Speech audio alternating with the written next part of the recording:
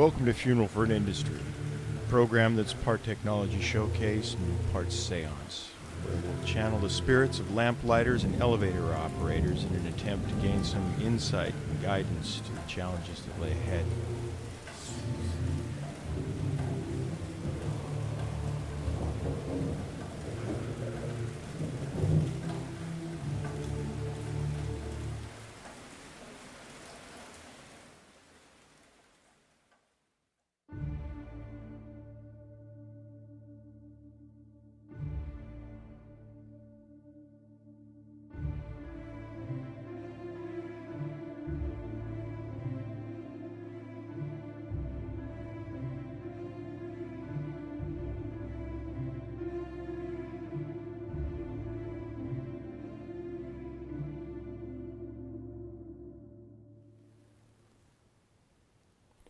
Welcome to Funeral for an Industry.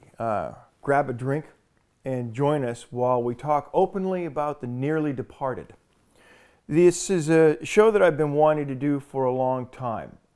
The focus of Funeral for an Industry is based around the perfect storm created by several emerging technologies that have all come to maturity at once. These are autonomous vehicles and artificial intelligence, primarily AI algorithms. People haven't really spent much time, I don't think, looking at what the ramifications of these technologies are. And so what we're going to start off with for this first edition of Funeral for an Industry is we're going to talk about 21st century law enforcement. As autonomous vehicles become ubiquitous, we're going to start seeing some fundamental changes in how transportation is viewed and in how our vehicles are used. And let's do a little thought experiment about what that future looks like. It's 2022 and you're a police officer. You are outside of a local bar or bowling alley and it's 10 o'clock, a little early, and you see a vehicle leaving the bar. Well, you go behind the vehicle. It's staying within its lanes. They're not speeding. It doesn't have a taillight out. It's got a front license plate. So there's no legitimate reason for you to be able to pull it over yet. So you're going to have to come up with something that's a judgment call. So the vehicle starts to make a left-hand turn. Well, did it enter the lane too quickly? Did it spend too much time when it was making that left-hand turn? It makes its left-hand turn and you decide that you're going to go ahead and light it up. So you light it up.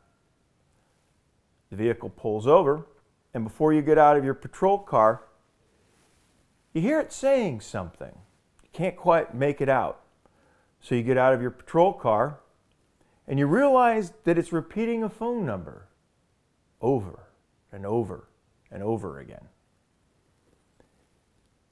You go up to the vehicle, and then you realize there isn't anybody in it. Well, after calling your supervisor, you probably call that phone number.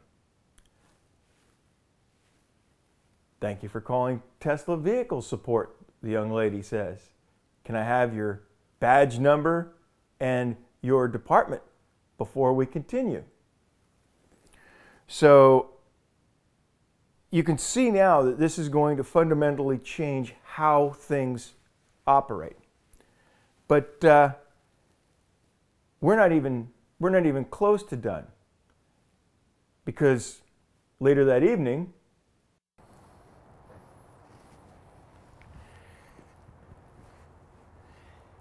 and now, officer, it's 2 in the morning, and that exact same car comes back to the bar.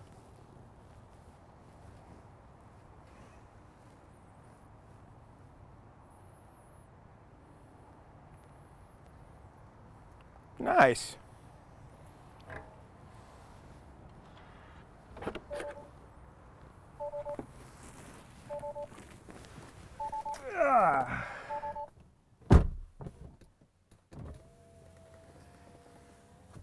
If you are in law enforcement right now, I guarantee you this is your future. Navigate home.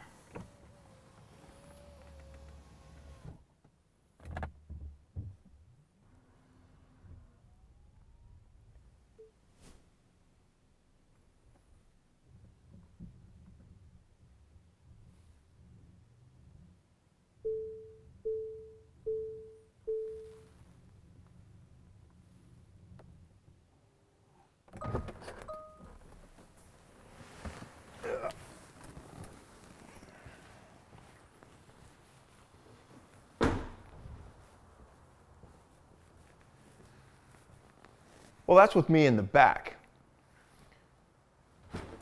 If I'm in the front, it's probably a little less cut and dried from a legal perspective. I could be in the passenger seat, or worse, the driver's seat. If I'm sitting in the driver's seat, this is iced tea. If it wasn't, I could be in a lot of trouble.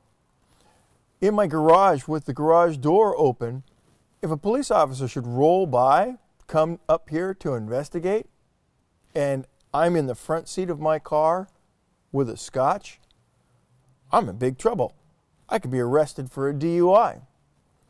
Now, if this is an autonomous vehicle, it's a whole different story. I don't think there's a prosecutor that would touch that case because it would be impossible for them to prove in court that I intended to operate the car.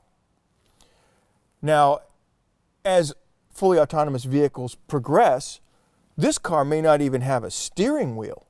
The two front seats may be pointed backwards. So all of these things are potentially going to completely change.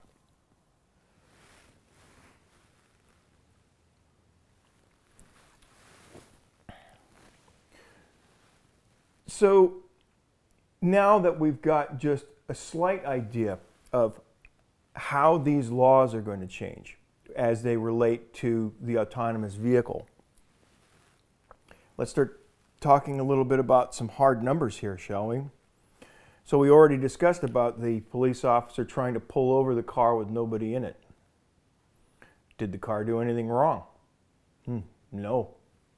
We already know that a major part of policing is trying to have those officers watch out for us. And again, part of that, I suppose, is having them watch the local night spots to make sure that people aren't leaving inebriated.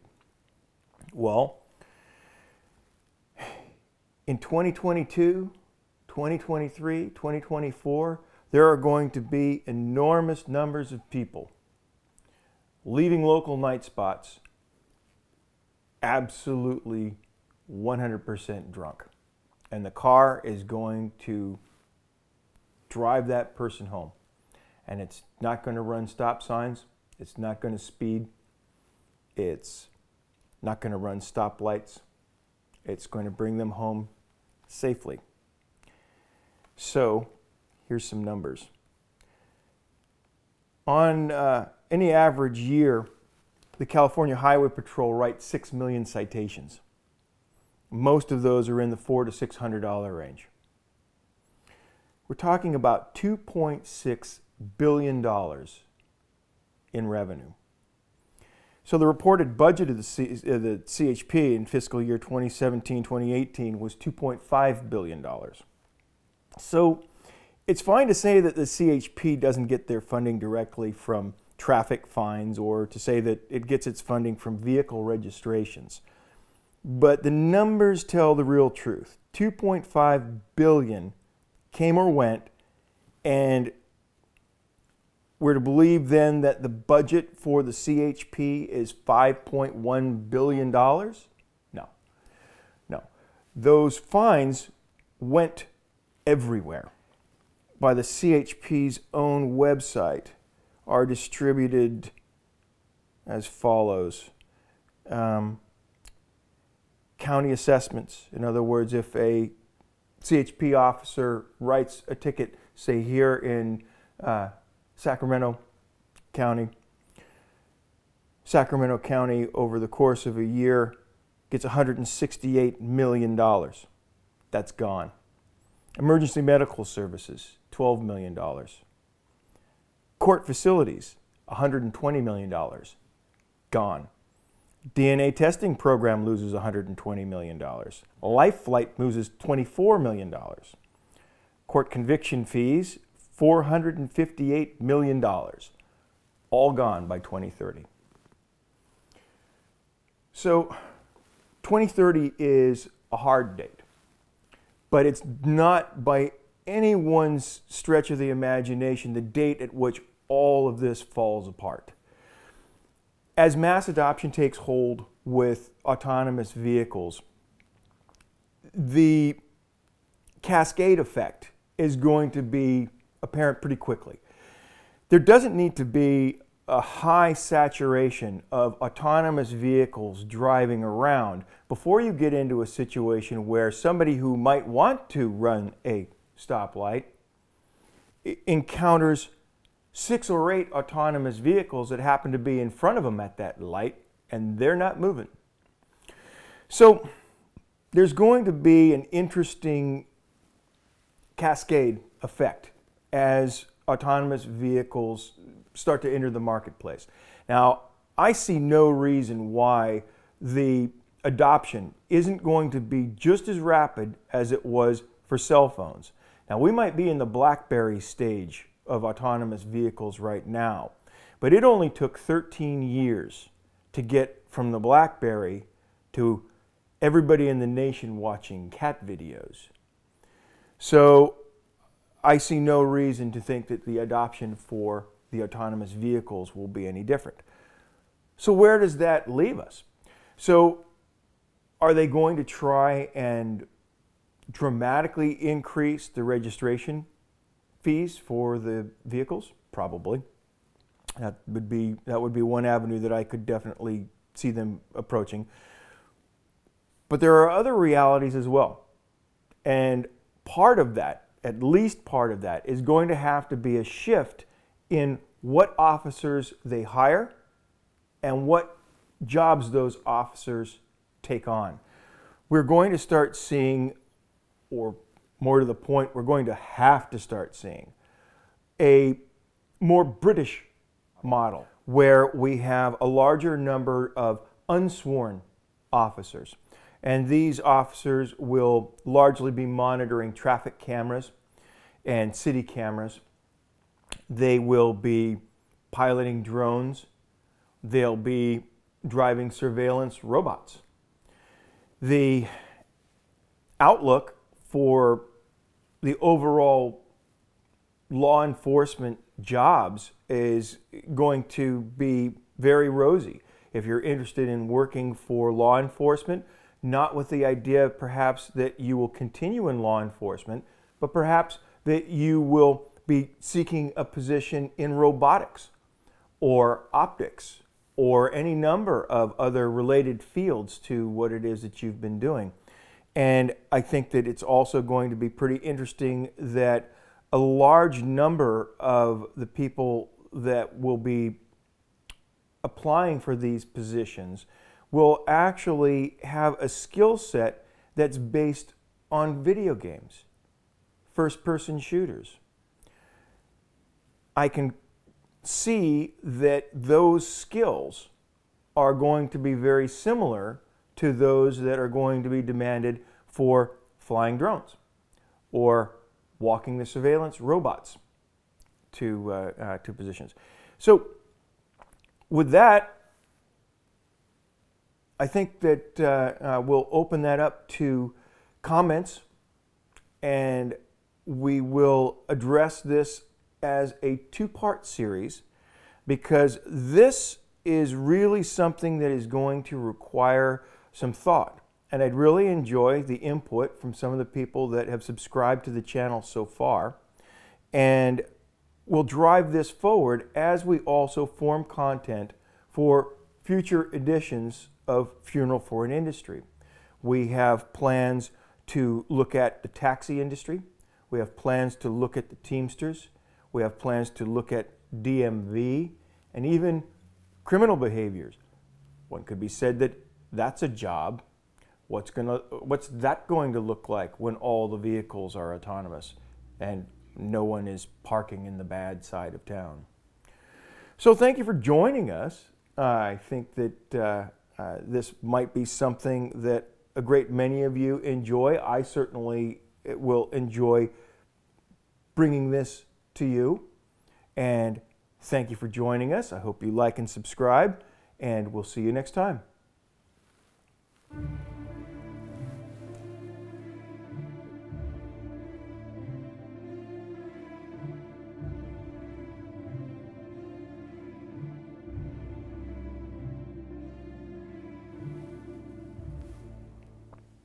Perfect. Cool. That was wonderful. Let's see, what was the thing I was just thinking? The ending was great, and giving them tips on our preview on what's to come. How do you feel about another ending, just to try of not reviewing all the episodes yet? Or did you like that you're like, you know what, these are what we're going to talk about? I think it gets them thinking. Cool. I think it gets them thinking. Cool. I have to bring that up just because that's what ran through my head when you said that. But I like it. I think it's cool because and it's serious, obviously. Yeah, I didn't want to truncate it too much, but the we're already into this for what, about 15 minutes? I'd say 20, closer to 20, which is good. That's it's less. Because then I started thinking, it's like, rather than just trying to freaking rush through it. Yeah. It would be good to get this one done. Great idea. Get it out there and see what kind of reaction people give to it. Yeah. I thought that was great because I was anticipating here 30, 40 minutes, right? It probably would have been because then what happened was that when I started mentioning the bobbies, my mind just started going, oh, there's so much more to talk about, right? And so then as I was delivering it, I thought, we're already into this I figured somewhere between 15 and 20 minutes, given, all the, everything put together. And so then I'm like, okay, yeah, because this is going to wind up being 40 minutes, and yeah, no, that was a great and it gets the information out there where people were like, 6 million, right? And inside of a decade, fucking near as makes no difference, 0. In 20 years, there won't even be any non-electric vehicles left. And you'll have to be a moron to buy one that doesn't have autonomous driving. You'd feel the same way about buying one that didn't have airbags.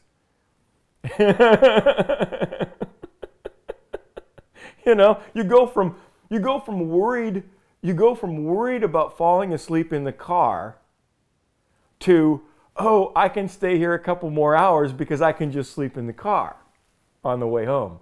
I think that's one of the reasons why I figured, it's good to cut it off here so that we can talk about some of those other things, the reasons why this is going to take off. I think anyway. Yeah, that's good. Yeah. Now, let me ask you this. That was actually a great bit in itself, whether it be like, bonus, add it on at the end. Material, yeah. Add it on. Sure, stick it on at the end. Okay, with that said, you do another video. You wait for the comments to come in to do the response? Okay. Or is it something where we shoot it now and you... Nope, comment driven. Okay. I'd like to see what people think about it. I'd like to see what questions they ask, Yeah. And the internet's full of fact checkers. I'm hoping that they, look at some of that and are shocked, like I was when I saw it. And so, yeah. Excellent. Yeah. So.